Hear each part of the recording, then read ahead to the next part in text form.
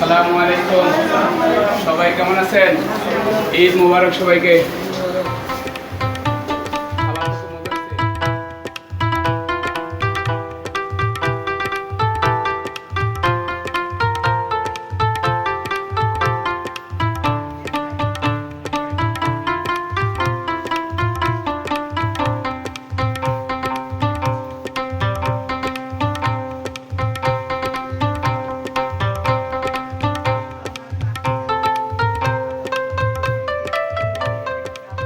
বাংলাদেশ জামাতে ইসলামের পল্টন থানার সম্মানিত আমির জনাব শাহিন আহমেদ খান হাসপাতালের সকল রোগীদেরকে দেখতে আসছেন, শুভেচ্ছা বিনিময় করতে আসছেন, আপনাদের কাছ থেকে দোয়া নিতে আসছেন।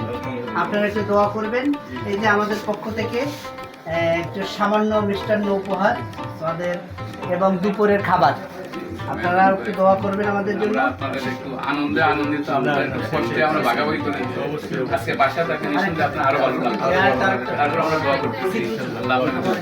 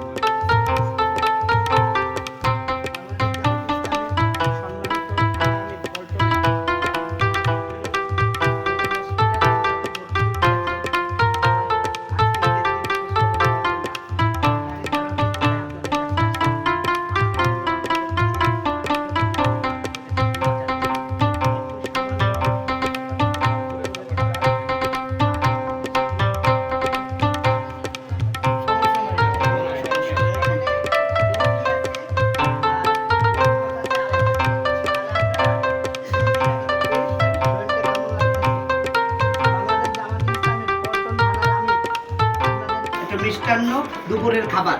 আপনার সাথে কি আর কেউ আছে? আচ্ছা, ছোট ভাই আছে, তার জন্য আমরা একটা খাবার দিচ্ছি মিষ্টি।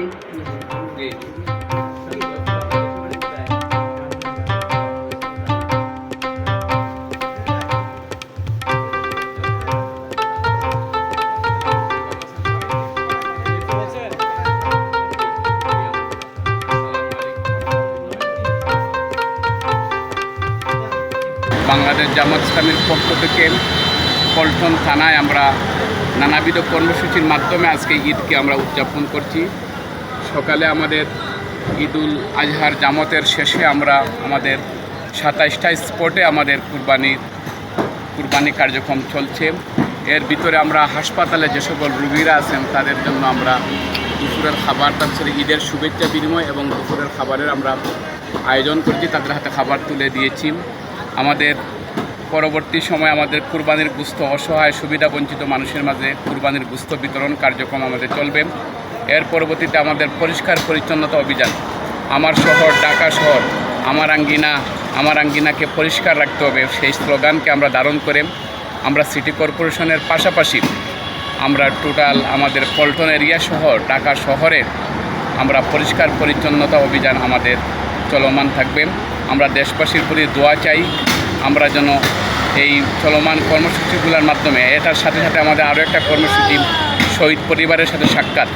জুলাই আগস্টে যে সকল পরিবার শাহাদাত বরণ করেছেন, আমরা সকাল থেকে আমাদের পল্টন এলাকায় আমাদের যে সকল ভাইরা শাহাদাত বরণ করেছেন তাদের সাথে আমরা সাক্ষাৎ করেছি। আমরা সবাইকে নিয়ে একটা সুন্দর সমৃদ্ধশালী একটা বাংলাদেশ আমরা গঠন করতে চাই। দেশবাসীর প্রতি আমরা দোয়া এবং মোনাজাত দোয়ার আমরা আহ্বান জানাচ্ছি।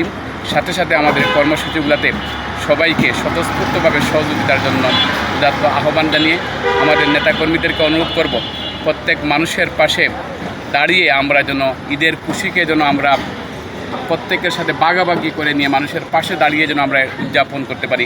যেহেতু ঈদুল আজহার শিক্ষা হইল গিয়ে একে অন্যের জন্য স্যাক্রিফাইস করা, এই স্যাক্রিফাইস যেন সকল দিকে যেন আমাদের থাকে। আল্লাহর কাছে সেই তৌফিক কামনা করছি।